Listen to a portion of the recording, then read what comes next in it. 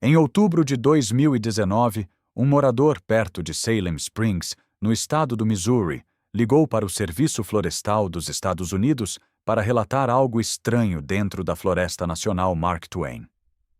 Alguém estava cortando árvores ali durante a noite no meio de uma área protegida onde nenhum corte deveria acontecer. Mas não eram árvores comuns da floresta.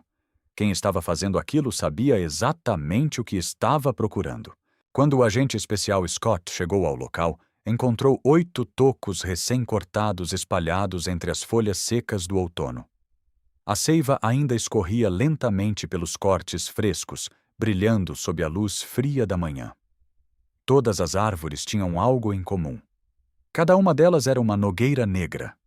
Scott deixou o local e dirigiu até uma serraria próxima, onde caminhões frequentemente descarregavam toras, vindas de propriedades privadas e áreas de corte autorizadas. Ele começou a examinar os troncos empilhados um por um, observando o diâmetro, o padrão da madeira e as marcas deixadas pela serra.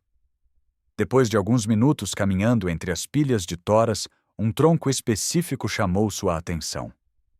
O tamanho parecia familiar, e o padrão do corte também. Scott pediu que os trabalhadores rolassem aquele tronco para o chão, onde pudesse examiná-lo melhor. Em seguida pegou uma fotografia do toco que havia visto na floresta e aproximou as duas superfícies para comparar. Quando a extremidade cortada do tronco foi colocada contra o toco fotografado, as duas superfícies se encaixaram quase perfeitamente como peças de um quebra-cabeça. Mas em um tribunal federal quase perfeito não significa nada. Era preciso uma prova que ninguém pudesse contestar. Foi então que Scott fez algo que nenhum investigador de roubo de madeira no leste dos Estados Unidos havia feito antes.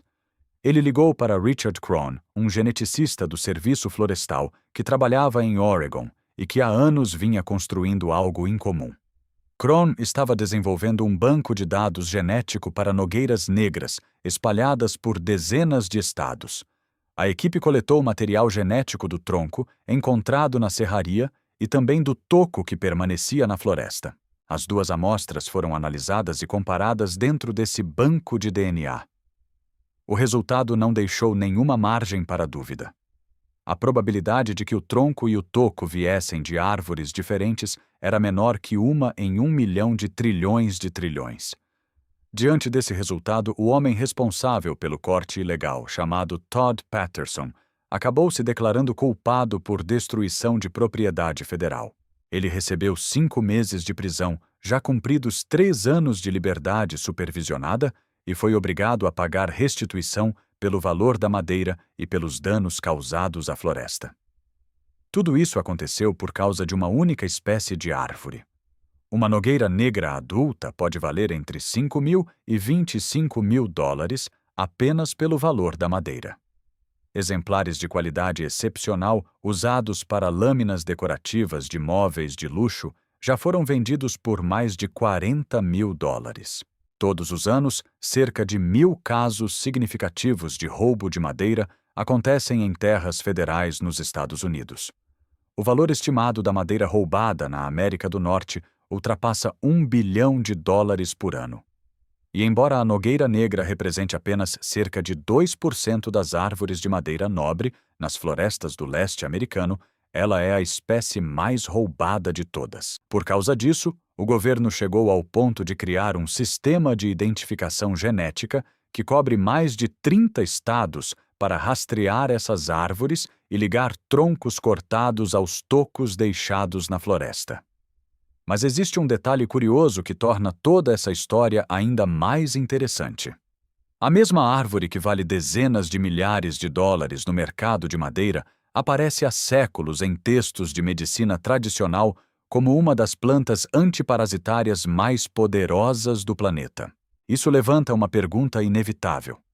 A ciência moderna realmente comprovou essa reputação? Ou estamos apenas repetindo uma história antiga que ninguém nunca teve interesse suficiente em investigar seriamente?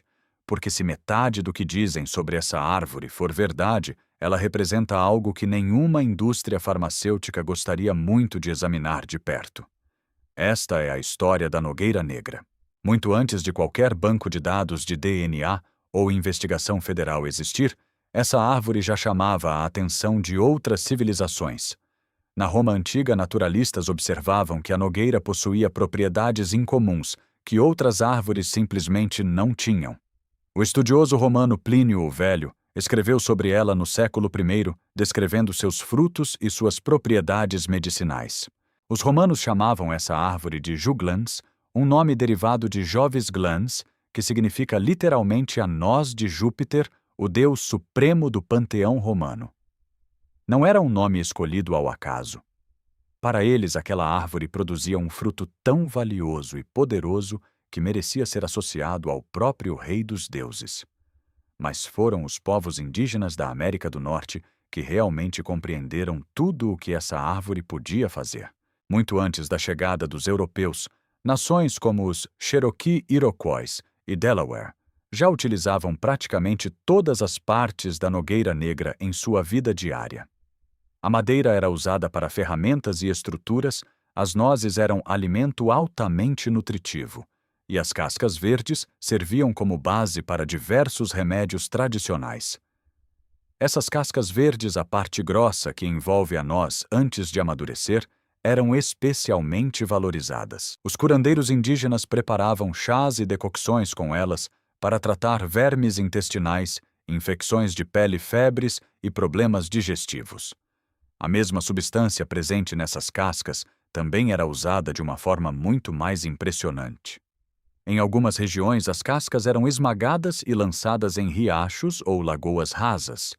Poucos minutos depois, os peixes começavam a subir lentamente para a superfície da água vivos, mas incapazes de nadar. Isso acontecia porque um composto químico da árvore interferia diretamente no sistema respiratório dos peixes. Esse composto se chama juglona. A juglona é uma molécula que interfere em enzimas essenciais para a produção de energia dentro das células. Quando certos organismos entram em contato com ela, seus processos metabólicos começam a falhar lentamente, até que o organismo simplesmente não consegue mais funcionar normalmente. Para os peixes, isso significava paralisia temporária, permitindo que fossem coletados facilmente. Mas o efeito da juglona não se limita à água. A nogueira negra produz essa substância em praticamente todas as partes da árvore. As raízes, as folhas, a casca e até o solo ao redor da árvore contém pequenas quantidades desse composto. E essa característica transforma a árvore em algo muito raro no mundo vegetal. Ela é uma especialista em guerra química natural. Botânicos chamam esse fenômeno de alelopatia, que é quando uma planta libera substâncias químicas capazes de suprimir ou matar outras plantas ao redor. Muitas espécies fazem isso em pequena escala, mas poucas chegam perto do que a nogueira negra é capaz de fazer. Plantas que crescem muito perto dela frequentemente começam a murchar, amarelar e morrer sem motivo aparente. Tomates, pimentões, mirtilos e várias espécies de pinheiros simplesmente não conseguem sobreviver sob a copa de uma nogueira negra madura. A juglona, liberada pelas raízes, entra no solo, penetra nas raízes das plantas vizinhas e bloqueia processos celulares essenciais para sua sobrevivência. Em outras palavras, a árvore elimina a competição no nível molecular. Agora pense nisso por um momento. Estamos falando de um composto natural forte o suficiente para matar plantas inteiras através do solo e paralisar organismos aquáticos em minutos. Durante séculos, médicos tradicionais observaram esse mesmo composto e chegaram a uma conclusão muito específica. Se ele pode interferir no metabolismo de plantas e pequenos organismos, talvez também possa interferir no metabolismo de parasitas dentro do corpo humano. E é exatamente aqui que a história dessa árvore começa a entrar em um território muito mais controverso. Porque quando a ciência moderna finalmente começou a estudar a juglona em laboratório, os resultados começaram a revelar algo que poucos esperavam. Quando pesquisadores começaram a estudar a juglona em laboratório no século XX, eles não estavam tentando provar antigas histórias da medicina tradicional. O objetivo inicial era entender como uma única árvore conseguia suprimir tantas outras plantas ao seu redor. Mas à medida que os experimentos avançavam, os cientistas começaram a perceber algo que não esperavam. A juglona não afetava apenas plantas. Em ambientes controlados de laboratório, a molécula demonstrou atividade contra diversos organismos microscópicos, incluindo alguns parasitas conhecidos. Estudos demonstraram que ela pode interferir diretamente em enzimas responsáveis pelo metabolismo energético desses organismos, bloqueando processos celulares essenciais para sua sobrevivência. Em termos simples, o parasita deixa de produzir energia suficiente para continuar funcionando. Pesquisas conduzidas com modelos animais mostraram resultados particularmente interessantes. Em alguns estudos com aves e animais de criação, extratos de casca verde de nogueira negra foram adicionados à alimentação para observar possíveis efeitos sobre vermes intestinais. Os resultados indicaram reduções mensuráveis na carga parasitária e também no número de ovos produzidos pelos parasitas.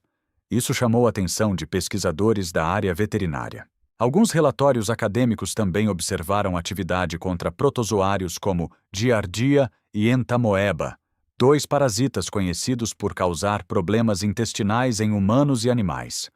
O mecanismo proposto nesses estudos envolve a interferência da juglona em enzimas que participam da respiração celular desses organismos. Sem energia suficiente, o parasita simplesmente não consegue continuar se reproduzindo ou se manter ativo. Esses resultados ajudaram a explicar por que tantas culturas tradicionais associavam a nogueira negra ao tratamento de vermes e infecções intestinais.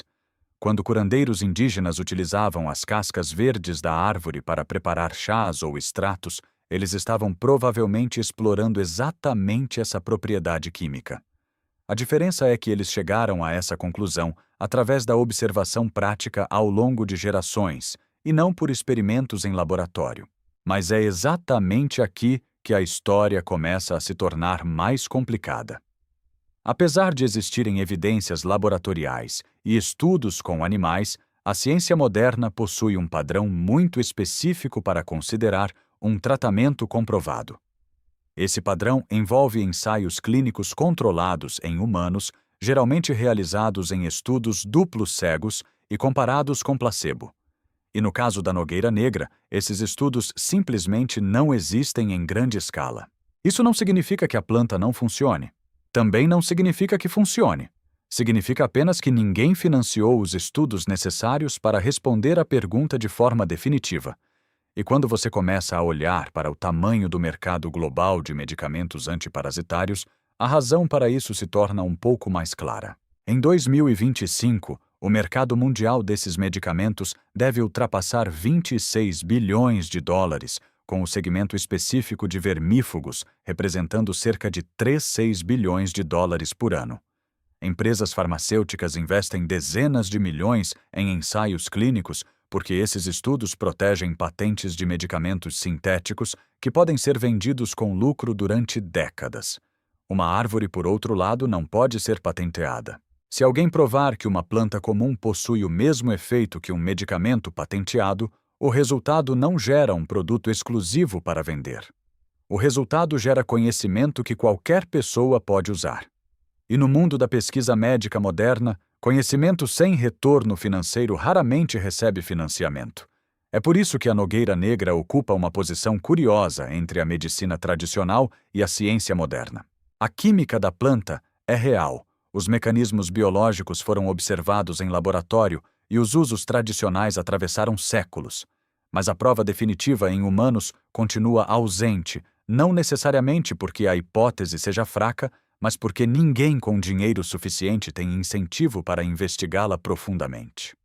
E essa situação nos leva diretamente a um dos protocolos mais famosos já propostos usando essa árvore. Uma das abordagens mais conhecidas envolvendo a nogueira negra surgiu no início da década de 1990. A proposta veio de doutora Hulda Clark, uma fisiologista que recebeu seu doutorado pela Universidade de Minnesota, e que mais tarde se tornou uma figura bastante controversa no campo da medicina alternativa. Em 1993, Clark publicou um livro no qual descrevia um protocolo de limpeza parasitária que rapidamente se espalhou pelo mundo. O método combinava 3 plantas diferentes, cada uma supostamente direcionada há um estágio específico do ciclo de vida dos parasitas. O primeiro ingrediente era tintura de casca verde de nogueira negra, utilizada para eliminar os parasitas adultos. O segundo era wormwood, conhecido em português como losna, que tradicionalmente é associado ao combate de formas larvais. O terceiro ingrediente eram cravos da Índia moídos, usados para atingir os ovos microscópicos que permanecem no sistema digestivo. A lógica por trás do protocolo parecia simples. Se cada planta atacasse um estágio diferente do ciclo de vida do parasita, então a combinação das três poderia teoricamente impedir que o organismo se reproduzisse e reiniciasse o processo. Essa ideia rapidamente ganhou popularidade em círculos de medicina natural e deu origem a um grande mercado de suplementos baseados nesse protocolo. Durante os anos seguintes, milhões de pessoas em diferentes países utilizaram versões comerciais desse método. Empresas de suplementos começaram a vender kits completos contendo cápsulas de wormwood, extratos de nogueira negra e pó de cravo, muitas vezes rotulados diretamente como protocolo Clark. Mas é importante ser absolutamente honesto aqui. Clark também fez afirmações muito mais amplas que não resistiram à análise científica. Ela alegou, por exemplo, que praticamente todos os tipos de câncer seriam causados por parasitas específicos e promoveu dispositivos de diagnóstico que nunca foram validados por pesquisas independentes. Universidades e pesquisadores criticaram duramente essas afirmações. Um relatório detalhado publicado por pesquisadores associados à Universidade McGill, no Canadá, analisou as teorias de Clark e concluiu que muitas de suas conclusões extrapolavam muito além das evidências disponíveis. A ideia de que todos os cânceres teriam origem parasitária, por exemplo, é considerada completamente incompatível com o conhecimento médico atual. Mas existe um detalhe importante nessa história. Embora muitas das teorias gerais de Clark tenham sido rejeitadas, os 3 ingredientes centrais do protocolo não são invenções sem fundamento.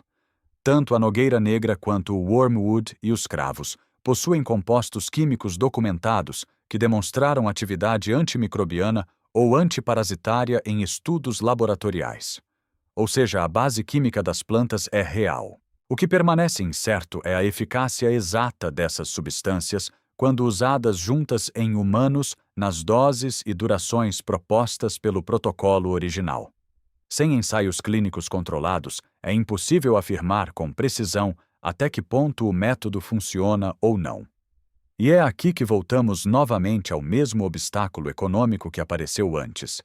Realizar um ensaio clínico rigoroso pode custar dezenas de milhões de dólares. Empresas farmacêuticas investem esse dinheiro porque, ao final do processo, podem patentear um medicamento sintético e recuperar o investimento com décadas de vendas exclusivas. Mas uma árvore, um arbusto e um tempero de cozinha não oferecem esse tipo de retorno financeiro. Por isso, a nogueira negra continua existindo em um espaço estranho entre tradição e ciência moderna. O conhecimento tradicional diz uma coisa, os estudos laboratoriais sugerem outra, e a prova definitiva que poderia encerrar o debate simplesmente nunca recebeu financiamento. Enquanto isso, a árvore continua fazendo exatamente o que sempre fez. Todos os anos, uma nogueira negra madura pode produzir entre 50 e 80 libras de nozes durante o outono. As nozes são comestíveis e extremamente nutritivas, ricas em proteínas minerais e ácidos graxos essenciais. Mas, para quem estuda as propriedades medicinais da árvore, a parte mais importante não é a noz. São as cascas verdes. Se você observar uma nogueira negra durante o final do verão, perceberá algo curioso acontecendo. As nozes ainda estão envoltas por uma casca verde espessa que protege o fruto enquanto ele amadurece. É exatamente nesse estágio, antes que a casca escureça e comece a oxidar, que a concentração de juglona atinge seu ponto mais alto. Herbalistas que trabalham com essa árvore há gerações sabem que o momento da colheita faz toda a diferença. Quando a casca começa a escurecer e endurecer, grande parte da atividade química já diminuiu. Por isso, as preparações tradicionais quase sempre insistem no uso das cascas verdes frescas, colhidas entre julho e setembro. O método de preparo usado em muitas regiões dos Apalaches é surpreendentemente simples. As cascas verdes são coletadas cortadas em pedaços menores e colocadas dentro de um frasco de vidro. Em seguida, o frasco é preenchido com álcool de alta graduação, como vodka ou álcool de grãos, até que todo o material vegetal fique completamente submerso. Depois disso, o frasco é fechado e armazenado em um local escuro por várias semanas. Durante esse período, o líquido lentamente extrai os compostos presentes nas cascas, transformando-se em uma solução de cor marrom esverdeada, com um aroma intenso e amargo. Após 6 a 8 semanas, o conteúdo é filtrado e armazenado em frascos de vidro escuro. O resultado é uma tintura de casca verde de nogueira negra, uma preparação que aparece em registros de medicina popular há séculos. Protocolos tradicionais costumam recomendar pequenas quantidades diluídas em água por períodos limitados de tempo. Mesmo assim, praticantes tradicionais sempre enfatizam cautela e recomendam consultar profissionais de saúde antes de qualquer uso prolongado. Isso acontece porque compostos biologicamente ativos, mesmo quando naturais, ainda são compostos químicos poderosos. A mesma molécula que pode afetar parasitas também pode interagir com outros processos do corpo humano. Por essa razão, a sabedoria tradicional sempre tratou essa árvore com respeito, não como uma solução mágica.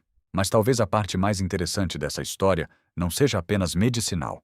Uma nogueira negra madura produz todos os anos dezenas de quilos de nozes nutritivas. A madeira do tronco pode valer milhares de dólares no mercado de móveis e marcenaria de alto padrão. E a árvore continua crescendo e aumentando de valor ao longo das décadas, quase como uma conta de poupança enraizada no solo. Imagine plantar uma dessas árvores hoje. 10 anos no futuro, ela já pode estar produzindo alimento todos os outonos, enquanto seu tronco cresce lentamente em valor. As cascas verdes podem ser transformadas em preparações tradicionais, as nozes podem alimentar uma família inteira e a sombra da árvore pode durar gerações. Poucas plantas oferecem tantas funções ao mesmo tempo. Ela pode ser alimento, madeira valiosa, fonte de compostos medicinais e até uma pequena peça da história natural da América do Norte. Não é difícil entender por que pessoas chegam ao ponto de invadir florestas nacionais durante a noite para roubar essas árvores. Mas talvez a pergunta mais importante não seja quanto vale uma nogueira negra no mercado de madeira. Talvez a pergunta mais interessante seja: quanto conhecimento antigo ainda permanece escondido em árvores como essa, esperando que alguém volte a prestar atenção? Se você gostou de explorar histórias como essa, onde ciência moderna, conhecimento tradicional e natureza se cruzam de maneiras inesperadas, considere se inscrever no canal. Ainda existem muitas plantas técnicas esquecidas e descobertas curiosas, esperando para serem redescobertas. E a próxima história pode estar crescendo silenciosamente em algum lugar da floresta neste exato momento.